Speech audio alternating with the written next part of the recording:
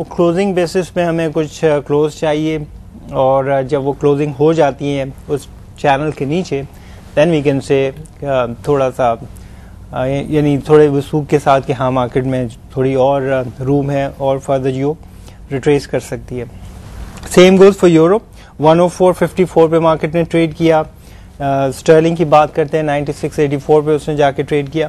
So overall एक cell of रहा। In fact कल तो क्रूड ऑयल के अंदर भी हमने कुछ कमी देखी, $2.33 का फॉल था कल, 114.25 तक उसने नीचे जाके ट्रेड किया था, but by closing it was at 115.87। Gold की बात करते हैं, $19 की कमी थी कल मार्केट के अंदर, 885 ये कल का लो उसने टेस्ट किया। बाय क्लोजिंग 886.50 के करीब जाके हम बंद हुए। आज भी थोड़ा सा पुल बैक करी है। नॉर्मली मार्केट जो है वो इस तरह से मूव करती है।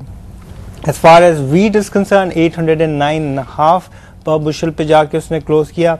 एंड राइस जो इस वक्त इंटरनेशनली टेकअप कर रहा है, उसने भी कल थोड़ी सी रिट्रेसमेंट देखी थी, बट अब भी इट्स 2396। 100 वेट जो है वो वहाँ पे इस वक्त ट्रेड कर रहा है। तकरीबन 100 पाउंड्स होते हैं ये 100 वेट के अंदर, जो यूएस के अंदर नॉर्मली ट्रेड होता है। उसको कोड इसलिए करते हैं कि that is a benchmark internationally, market उसी को फॉलो करती है ना। जो सवाल है ये इस वक्त आपके दिमाग में आना चाहिए, वो ये कि कल क्या वजह थी जो मार्केट ने इतना रिट्रेस किया था।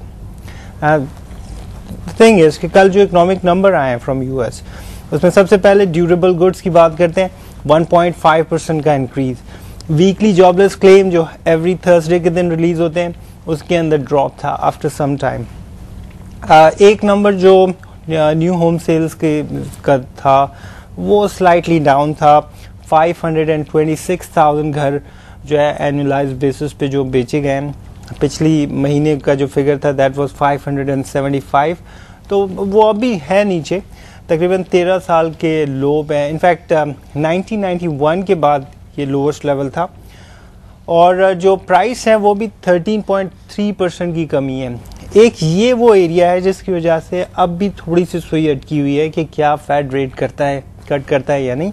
अदरवाइज जो सिचुएशन इस वक्त नज़र आती है, I won't be surprised to see कि फेड जो है, जो इनकी इस महीने के आखिर में जो मीटिंग है उसमें इंटरेस्ट रेट को अनचेंज छोड़ दें। एंड ये वो फैक्टर है जिसकी वजह से डॉलर को थोड़ी सी सपोर्ट मिलना शुरू हुई है। एंड सेकेंडली वो जो राइट ऑफ हुए हैं और उसके बाद जो ये कहा गया है कंपनी से कि वो जाएं और अपनी इक्विटी को रेस करें, वो डाउ को फेवर कर रही है। और ये सारा एक कॉम्बिनेशन जो है वो इस वक्त मे बी डॉलर को जो है गोइंग फॉरवर्ड थोड़ा सा पुश दे सकता है। दिस इज़ अ पॉइंट जिसको फर्दर हमने देखना होगा। On the other hand eurozone से अगर आप इकोनॉमिक नंबर देखें तो they are on slightly on the down up. Eurozone के ऑफिशियल अब ये कहना शुरू हो गए कि although inflation is a threat but raising interest rate, well इस वक्त तो उसके बारे में नहीं सोचा जा सकता ना। ये चीज़ थोड़ा सा अब फेवर करना तो शुरू हुई है, बट एज आई सेड कि it's too early to talk about. Weekly closing हमें नीचे चाहिए, एंड दैट विल शायद हमें ये पॉइंट आउट करेगी कि क्या गोइंग फॉरवर्ड जो है इसका ट्रेंड क्या हो सकता है। इंटरेस्टिंग सिचुएशन, और डिस्कशन जो है वो जारी है। फर्दर उसको कंटिन्यू करते हैं हमारी डिस्कशन को। पीटी कॉटन, ये एग्री साइड पे थोड़ा सा मैं आपसे डिस्कस करना चाहूँगा, बिकॉज लेटली जो है इन्फ्लेशन की वजह से ये बड़ा एक हॉट टॉपिक है through out the world. PT cotton के ऊपर बात की गई, उसके सीड की वो जो लीगल नहीं था या उसकी वजह से वहाँ पे प्लांटेशन ना हो पाई थी। बासमती का एक बड़ा इशू था स्पेशली मिडल ईस्ट कंट्रीज के अंदर। सो यहाँ पे आपका ये जो आईपीआर है वो किस तरह के रोल प्ले करता है? देखिए, बड़ा अच्छा पॉइंट आपका है बासमती का। बासमती जिस प्रोसेस से पाकिस्तान में पंजाब साइड्स में ग्रो हो रहा है, बासमती का इतना बड़ा इशू है कि इससे अच्छा बासमती पाकिस्तान के अलावा कहीं ग्रो नहीं होता जो पाकिस्तान की ज़मीन पे होता है। आपको पता है कि पाकिस्तानी बासमती मेड इन पड़ोसी कंट्री बिक के, मैं नाम दिन तो बिक जाता है। क्यों होता है? हमारे एक्सपोर्टर्स, हमारे प्रोसेसर्स या हमारी गवर्नमेंट ऐसी पॉलिसी क्यों नहीं बनाती कि हम अपने ही नाम से इसको लेके जाएं? बासमती के ऊपर इतना बड़ा अटैक हुआ था एक बाहर की बिग एक बड़े मुल्क ने कि बासमती जिस प्रोसेस से हमारे मुल्क में ग्रो होता है, सदियों से हमारे आबा अजदाद जिस प्रोसेस से उसके टेम्परेचर, उसकी मिट्टी। नाम लेने में क्या कोई यहाँ पे नाम नहीं थोड़ी कर रहे हैं। नहीं, पर्सनली मैंने यूएई में इस चीज को एंडी विटनेस किया कि बासमती चावल जो पाकिस्तानी है, पैक्ड इन इंडिया जो है, वो वहां पे बाकायदा उसके लेबल लग के और वहां पे बिक रहा है। एंड दिस इज बिकॉज कि वो राइट उन्होंने उसको नहीं हुआ ये है कि राइसटेक एक कंपनी थी इलिनॉय के यूएस में, उसने वही प्रोसेस से आर्टिफिशियल तरीके से बासमती कि ये स्टेप 1 स्टेप 2 स्टेप 3 कि ये मेरा प्रोसेस है, अब इस प्रोसेस से बासमती कोई नहीं बनाएगा क्योंकि ये मेरी इन्वेंशन है, वो उसने पेटेंट करवा लिया। जब पेटेंट करवाया तो अब इसका मतलब है कि वो दुनिया में कहीं पे भी जाके बासमती ग्रो करने से रोक सकता है। इतना बड़ा 20 ईयर्स जो आपने 20 ईयर्स के लिए वो रोक देता कि आप तो बासमती ग्रो ही नहीं करो, अगर आप इस प्रोसेस से ग्रो कर रहे हो तो you have to give me royalty, otherwise stop growing.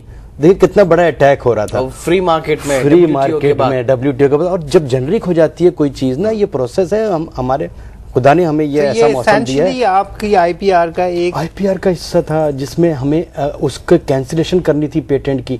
बड़ा हमने समझाया राइस एक्सपोर्टर एसोसिएशन को और गवर्नमेंट को, उनको समझ ही नहीं आ रहा था कि ये क्यों प्रायोरिटी है।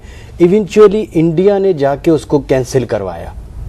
हमारे लोग गए, इंडिया गए, घूम फिर के तो वापस आ गए और वो आखिर तक यही समझते रहे शायद बासमती ब्रांड का कोई मामला है, जबकि ये ब्रांड के there is difference between basmati word but the process, the patent जिससे मेडिसिन बनती है ना, ये प्रोसेस इस तरीके से बासमती ग्रो ना हो।